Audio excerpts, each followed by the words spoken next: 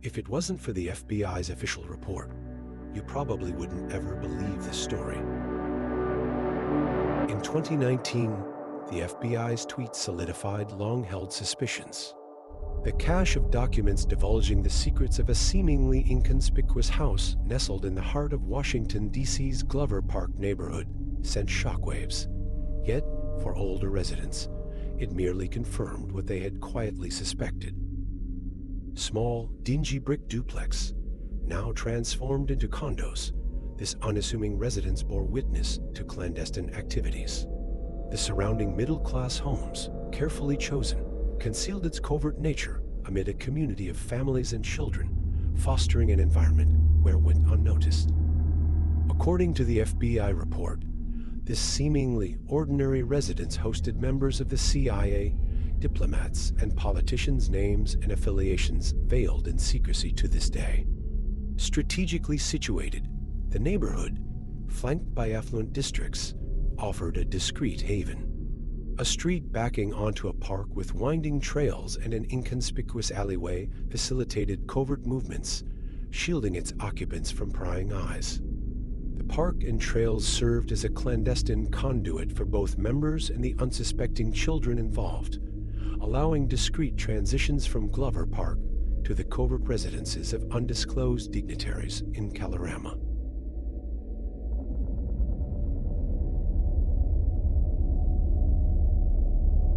The group that occupied the Glover Park townhouse considered themselves to be part of a cult and had satanic beliefs.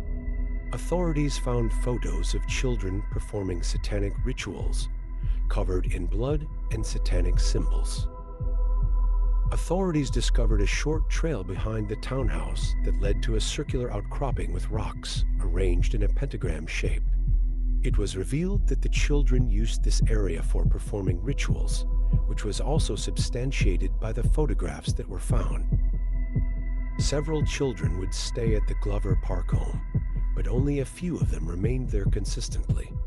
The home only allowed women and children to stay. No men were permitted. The group received instructions from a person named the Game Caller, who decided what activities the children would engage in for the day. The Game Caller did not live at the home, but would communicate to children living there using telephone and a computer that was inside the home. The Game Caller would send children on expeditions on their own through the woods and surrounding neighborhoods. During these trips, they would sleep outside on the ground or on a porch for several days. They were only given vegetables and fruits to eat and were not emotionally connected to their own families. The mothers of these children didn't treat them as their own, but instead saw them as the property of the cult. Children would arrive and depart randomly, with new faces appearing every few weeks. These children were sent to different parts of the country, and sometimes even outside of America. Before we go forward, there are a few points we should make. It became apparent to the FBI that the cult's reach was vast once they began contacting its members. The cult possessed 2 farms located in the Blue Ridge Mountains, where they would take children.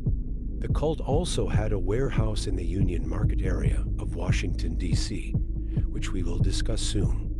The cult faced severe allegations and circumstantial evidence, but no arrests were made. The full list of cult members was never exposed. Only a small number of members and the supposed leader, who many believed to be a fall guy for the operation. Documents show the operation to be on a global scale with locations in Hong Kong, China, North Korea, and other parts of the United States. The FBI discovered a warehouse owned by the cult on 4th Street in Union Market District during a property search. This warehouse was unlike the farms in Virginia and the homes in Glover Park. The warehouse was locked with a heart-shaped lock. Investigators found that the interior was disorganized, with colored photographs scattered about in designated areas for children to socialize.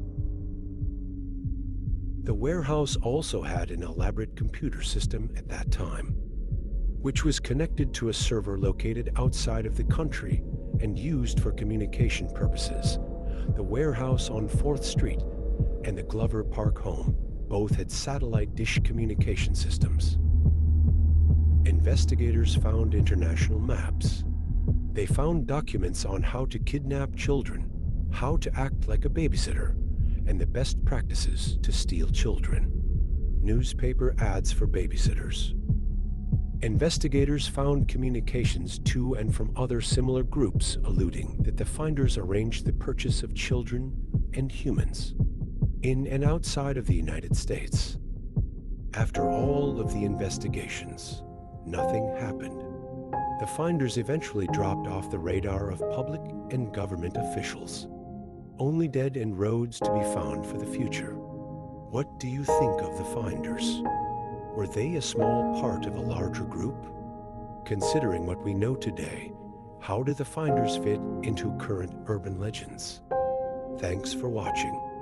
If you enjoy adventure, exploration, and intelligence community crimes, consider subscribing to my channel and checking out the Spy Street series.